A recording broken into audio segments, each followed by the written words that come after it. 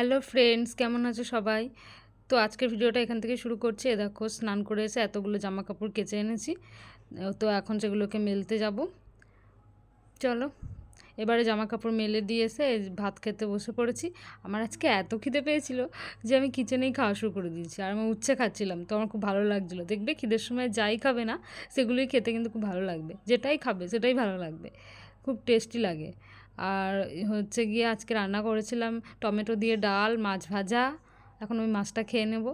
আর উচ্ছে ভাজা করেছিলাম, আর ওই ঝিঙের একটা তরকারি করেছিলাম, আর আলু সেদ্ধ। তো আমি কিন্তু এখন খাওয়া দাওয়া সেরে শুয়ে পড়েছি। আর এই টেডি বিয়ারটা আমার কাছে খুব লাগে, কারণ আমার বর যখন আমার সাথে প্রথম দেখা করতে এসেছিলো তার কিছুদিন পরেই এটা আমাকে গিফট করেছিল। তারপর থেকে আমি কিন্তু এটাকে এক মুহূর্তের জন্য কাছছাড়া করি না। তো এখন ঘুমিয়ে পড়ছি। ঠিক আছে, ঘুমিয়ে পড়ি।